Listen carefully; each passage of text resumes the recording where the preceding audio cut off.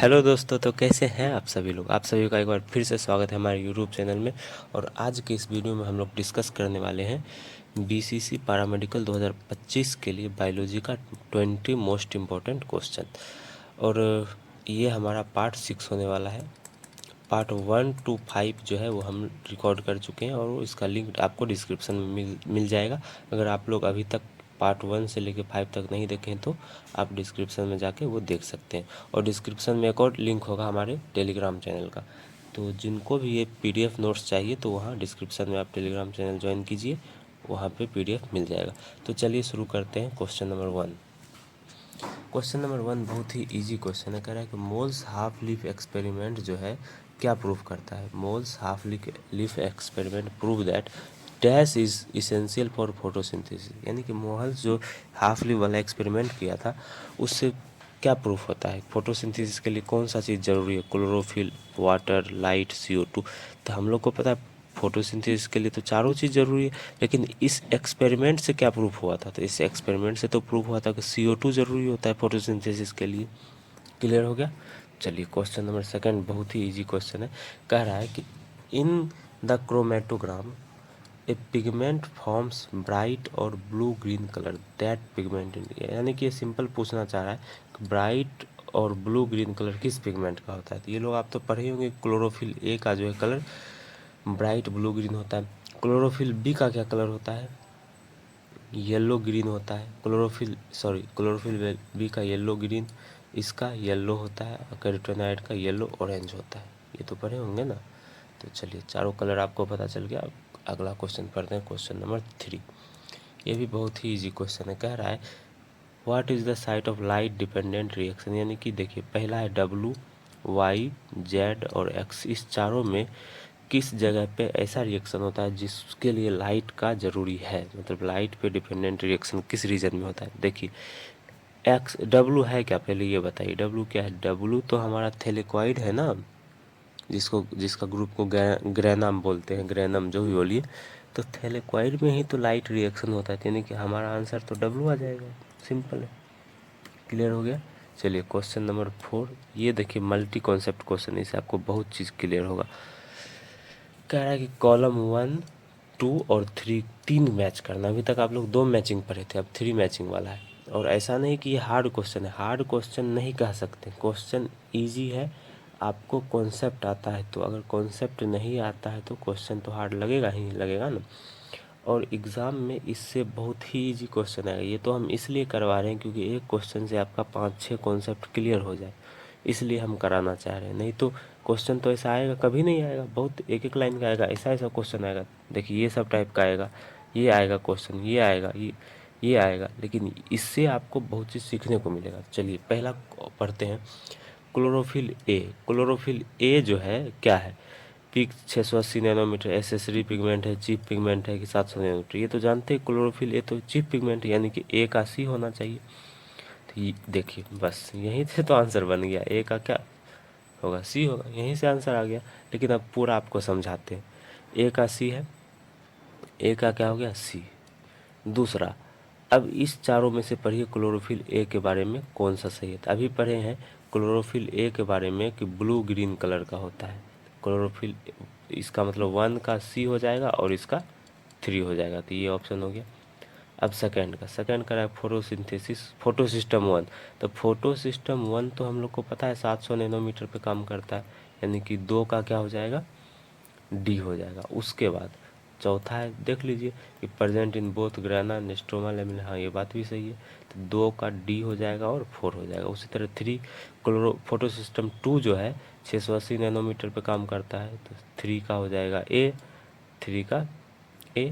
उसके बाद इसका 2 दिया हुआ है कि ओनली ग्रेना लेमिनी में होता है। ये बात भी पता है कि फोटो सिस्टम 2 जो है स्ट्रोमा लेमिनी में एब्सेंट होता है। तो ये हो जाएगा। चौथा का जो बच गया उसी को मिला लीजिए। कैरोटीनॉइड क्या है, एसेसरी पिगमेंट है। 4 का B। और ये जो है फोटो ऑक्सीडेशन से बचाता है किसको, क्लोरोफिल ए को बचाता है। हो गया क्लियर, B का 1। तो यानी कि ये आपका आंसर रह गया फर्स्ट ऑप्शन। देखिए अगर एग्ज़ाम में कभी भी ऐसा खतरनाक क्वेश्चन आ गया ना तो पहला ही ऑप्शन से आपका पूरा सॉल्व हो जाएगा, इसीलिए डरना नहीं है। चलिए क्वेश्चन नंबर 5 पढ़ते हैं। Correct study the given flowchart of cyclic photosphorylation and select correct answer from A B C। इस चार्ट को पढ़िए और A B C के बारे में बताइए। अच्छा एक बात बताइए, ये तो साइक्लिक फोटोफॉस्फोराइलेशन है, ये तो आपको पता भी होगा, और नहीं पता है तो क्वेश्चन में दिया भी है ये क्या है, साइक्लिक फोटोफॉस्फोराइलेशन। और हम लोग को ये पता है कि साइक्लिक फोटोफॉस्फोराइलेशन में जो है फोटो सिस्टम 1 यूज होता है, यानी कि हमारा तो थर्ड और फोर्थ तो ऐसे ही गलत हो गया, यानी कि ए क्या होगा, फोटो सिस्टम 1। अब है कि बी क्या है, तो बी क्या है बताइए, बी इलेक्ट्रॉन एक्सेप्टर। देखिए सी से इलेक्ट्रॉन बी के पास गया, बी जो इलेक्ट्रॉन को एक्सेप्ट किया, यानी कि बी क्या है, इलेक्ट्रॉन एक्सेप्टर। तो चलिए दोनों ऑप्शन मिल रहा है। अब एक बात बताइए सी क्या है। अब आप सिंपल समझिए कि फोटो सिस्टम 1 जो है 680 नैनोमीटर पे काम करता है या फिर 700 नैनोमीटर पे। तो आपको याद रखना है कि फोटो सिस्टम 1 जो है 700 नैनोमीटर पे काम करता है, हाँ फोटो सिस्टम 2 जो है 680 नैनोमीटर पे काम करता है। कौन, फोटो सिस्टम 2। तो आप लोग याद रख लीजिए कि फोटो सिस्टम 1 जो है 700 नैनोमीटर पे काम करता है। देखिए पिछले क्वेश्चन में भी ऐसा ही क्वेश्चन था ना, फोटो सिस्टम 2 680 और फोटो सिस्टम 1 700। तो ये बात आप ध्यान में रखिए। चलिए क्वेश्चन नंबर 6 पे बढ़ते हैं। ये एक्सपेरिमेंट से रिलेटेड क्वेश्चन है, ये भी क्वेश्चन एग्जाम में आ सकता है, इसलिए एक ही मैच द फॉलोइंग के थ्रू हम सारा एक्सपेरिमेंट को कवर कर लिए। देखिए कह रहा है कि प्रिस्टली क्या किए थे, प्रिस्टली क्या किए थे बताइए। तो बताए थे ना कि फोटो सिस्टम मतलब फोटोसिंथेसिस में एयर का क्या रोल है, यही बताए थे ना, बेल जार एक्सपेरिमेंट, यानी कि ये रोल ऑफ एयर के बारे में बताए थे। तो 1 का 3 हो जाएगा। देखिए पहले आंसर हो गया, आगे पढ़ने का भी जरूरत नहीं, 1 का ए का 3 इसमें भी नहीं है, इसमें भी नहीं है, इसमें भी नहीं है, लेकिन हमको चारों पढ़ना है। देखिए जैन इंजन हाउस क्या बताया था कि लाइट का कितना बड़ा रोल है फोटोसिंथेसिस में, यानी कि बी का 1 हो जाएगा।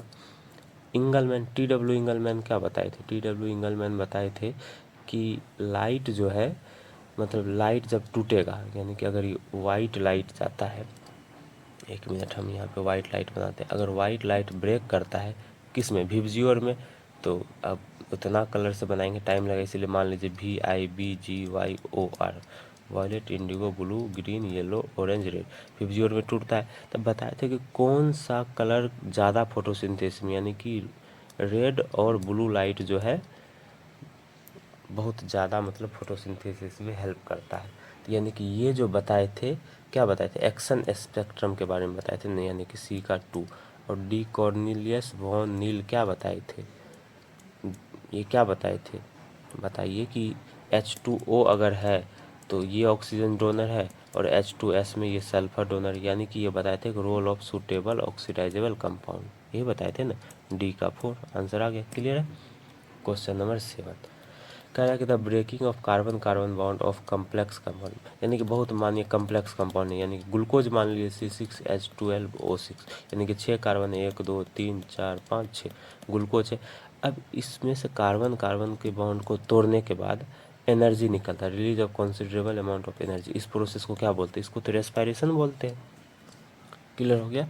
चलिए क्वेश्चन नंबर 8, क्वेश्चन नंबर 8 कह रहा है, पढ़िए कि identify A and be in given reaction, ये जो रिएक्शन में ए और बी बना बताइए क्या है। तो पायरुविक एसिड में कोएंजाइम ए और NAD जोड़ते हैं तो क्या बनता है, एसिटाइल को ए बनता है और CO2 बनता है, सिंपल आंसर बी हो जाएगा।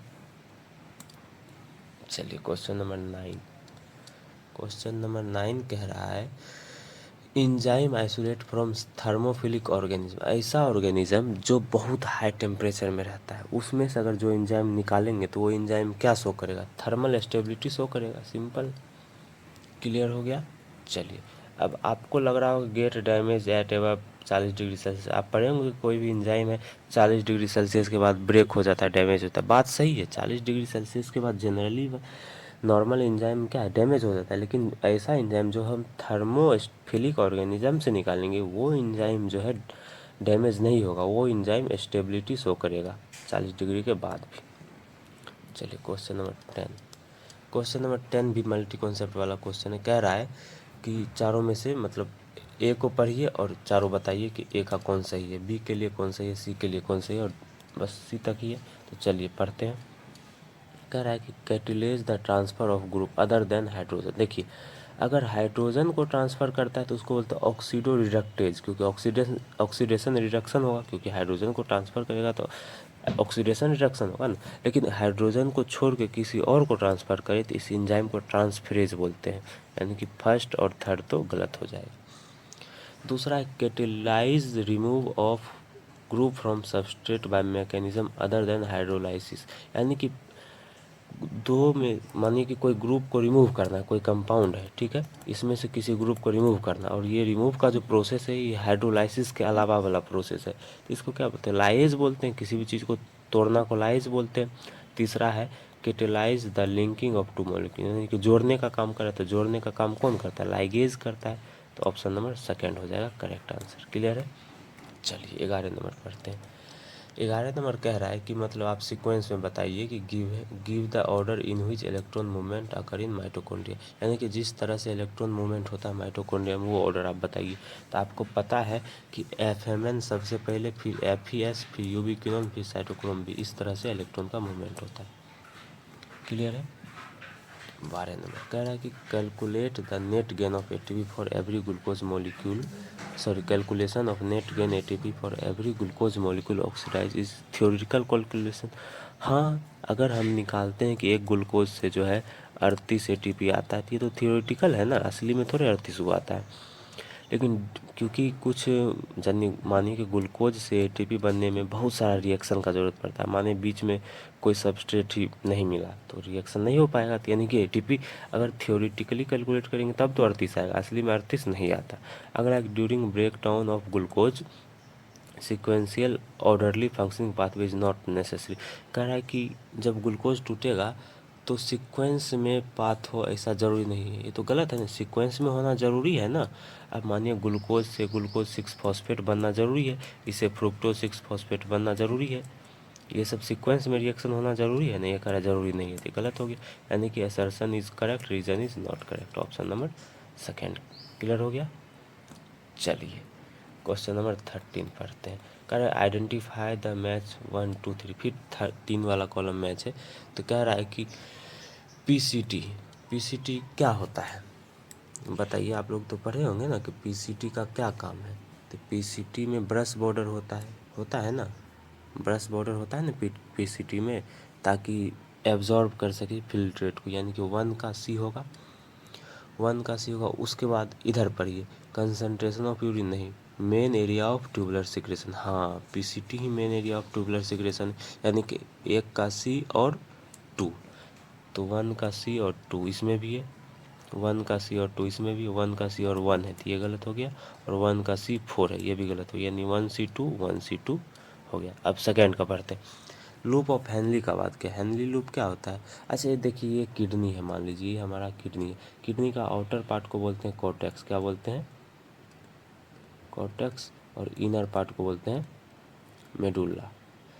तो हेनली लूप जो है इन मेडुला ऑफ किडनी, हाँ ये तो सही है, हेनली लूप मेडुला में होता है।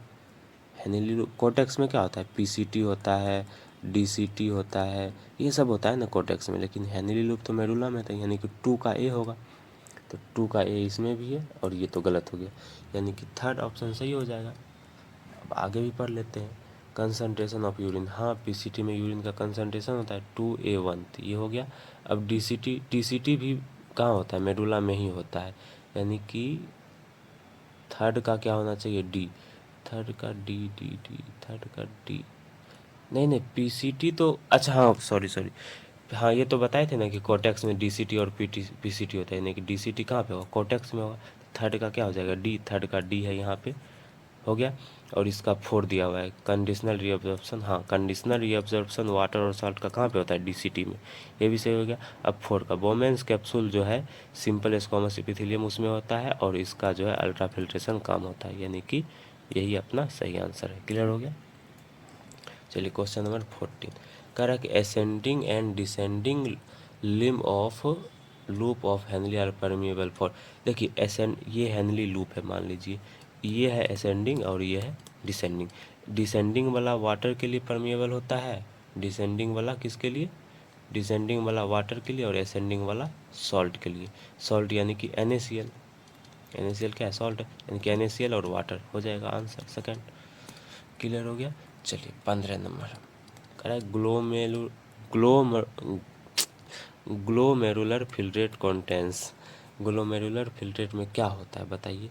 कि ब्लड में जो जो चीज़ होता है सब कुछ होता है, बस प्रोटीन और ब्लड सेल यानी कि आरबीसी नहीं होता है।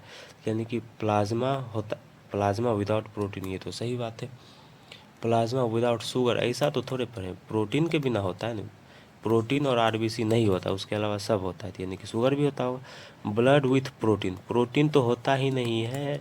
ब्लड विदाउट यूरिया, ऐसा तो पढ़े ही नहीं है, सिंपल पढ़े हैं कि ग्लोमेरुलर फिल्ट्रेट में जो है प्रोटीन और आरबीसी नहीं होता है और लगभग सब कुछ होता है। चलिए क्वेश्चन नंबर 16। क्वेश्चन नंबर 16 भी बहुत इजी डायग्राम बेस्ड क्वेश्चन है और एग्जाम में ये सब क्वेश्चन आने का ज़्यादा चांस रहता है। कह रहे in the given diagram choose the correct level part, यानी कि कह रहा है कि पी क्या है, क्यू क्या है, आर क्या है, एस क्या है, ये चारों में से कौन सा सही ऑप्शन है बताइए। तो पी क्या है, एफरेंट आर्ट्रियोल है। क्या है, एफरेंट आर्ट्रियोल है। तो पी के बारे में बोला है fine branch of renal artery, ये तो सही बात बोल रहा है, यही सही है और हमारा आंसर ये आ जाएगा। लेकिन क्यू आर एस के बारे में पढ़ते हैं। क्यू क्या है, इफरेंट आर्ट्रियोल। क्या है, इफरेंट आर्ट्रियोल। क्यू के बारे में कह रहा है carry glomerular filtrate from glomerulus. अरे ग्लोमेरुलर फिल्ट्रेट जो इधर जाता है ना, इधर थोड़े जाता है, तो यानी कि ये गलत बात है। और आर को बोला रीनल कर्पसल, आर तो बोमेंस कैप्सूल है। आर क्या है, बोमेंस कैप्सूल है ना, BOWMENS बोमेंस कैप्सूल है ना, यानी कि आर के बारे में भी गलत बताया गया। और एस क्या है, एस तो हमारा क्या है, PCT है और बोल रहा है लूप ऑफ हैंड, ये भी गलत है, यानी कि हमारा फर्स्ट सही आंसर होगा। चलिए क्वेश्चन नंबर 17। क्वेश्चन नंबर 17 में डायग्राम बेस्ड इजी क्वेश्चन है। कह रहा है कि ए क्या है, तो ए आपको नहीं पता है कि रीनल कॉलम ऑफ बर्टिनी, ये पढ़े। ए क्या है, रीनल कॉलम है, यानी कि ये भी नहीं होगा, ये हो सकता है, ये भी नहीं होगा और ये हो सकता है। अरे कोटेक्स तो ये चीज़ है ना, कोटेक्स कैसे होगा।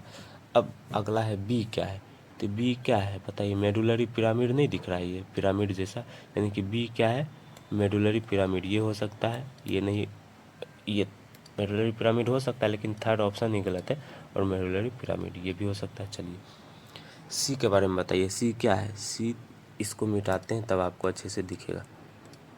सी क्या है बताइए। यहाँ पे जो सी है ये तो कैलिक्स दिख रहा है, यानी कि सी क्या है, कैलिक्स है, यानी कि ये तो पहले ही गलत हो गया, ये तो पहले ही गलत हो गया और ये तो गलत अभी हुआ और ये इसीलिए ये सही हो जाएगा।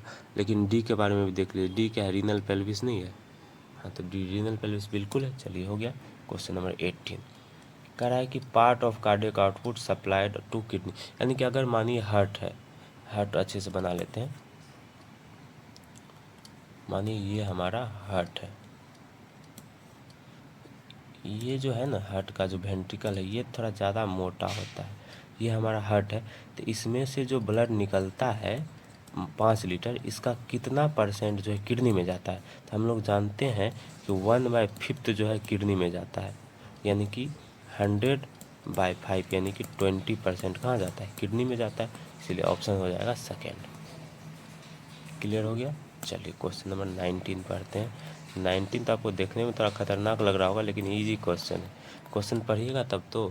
क्वेश्चन नंबर 19 कह रहा है क्या कि excretory system of human being consist of, यानी कि ह्यूमन बीइंग का जो एक्सक्रीटरी सिस्टम है उसमें क्या क्या होता है बताइए। किडनी होता है, ज़रूर होता है, एक पेयर होता है, हाँ एक जोड़ा, यानी कि 2 किडनी होता है। 1 पेयर ऑफ यूरेटर्स, हाँ एक पेयर ऑफ यूरेटर होता है। यूरिनरी ब्लैडर भी होता है, यूरेथ्रा भी होता है। ये सब किसका पार्ट है, एक्सक्रीटरी सिस्टम का। स्प्लीन नहीं है, लीवर नहीं है, यानी कि 6 और 7 तो नहीं है, ये भी नहीं होगा, ये भी नहीं होगा, 6 भी नहीं होगा, यानी कि ऑप्शन 1 2 3 4 ही होगा। अब आपको फिफ्थ में कन्फ्यूजन हो सकता है। अब हम आपको बता दिए कि 1 से 4 तक सही है, 6 और 7 गलत है, यानी कि पाँचवा में कन्फ्यूजन है। तो पाँचवा आप पेनिस के बारे में कहाँ सुने, पेनिस तो रिप्रोडक्टिव ऑर्गन है ना। अगर पेनिस नहीं हो फिर भी तो हम यूरिन बाहर रिलीज कर सकते हैं, क्योंकि मेल और फीमेल में, मेल में ही पेनिस होता है, फीमेल में थोड़ी होता है। फिर भी फीमेल भी तो यूरिन बाहर निकालती है, इसलिए पेनिस जो एक्सक्रीटरी सिस्टम का पार्ट नहीं है, वो रिप्रोडक्टिव सिस्टम का पार्ट है। समझ में आ गया, इसीलिए पेनिस भी नहीं होगा। क्लियर है। चलिए 20 नंबर लास्ट क्वेश्चन आज का करते हैं। क्वेश्चन कह रहा है, ध्यान से पढ़िए। During the process of haemodialysis, haemodialysis के दौरान the blood drain from convenient artery is pumped into dialysing unit is known है, यानी कि इस ये जो डायलाइजिंग यूनिट है उसको क्या बोलते हैं, तो आर्टिफिशियल किडनी बोलते हैं ना, क्योंकि उसमें ब्लड का फिल्ट्रेशन होता है। तो क्लियर हो गया, 20 क्वेश्चन आज किए हैं और 1 to 5 पार्ट जो है डिस्क्रिप्शन में आप लिंक है उसमें जाके ज्वाइन हो जाइए, आपको मिल जाएगा टेलीग्राम चैनल का लिंक, और उसमें आप ज्वाइन हो जाइए ताकि आपको इस इस वीडियो का PDF मिल जाएगा। और दूसरा डिस्क्रिप्शन में हमारा प्लेलिस्ट है, उसको भी देख लीजिए, पार्ट 1 to 5 भी उसमें मिल जाएगा। और आगे का पार्ट अगर लेट से आप देख रहे हैं तो आगे का पार्ट भी वहीं पे मिल जाएगा। तो चलिए मिलते हैं अगले वीडियो में, तब तक के लिए थैंक यू।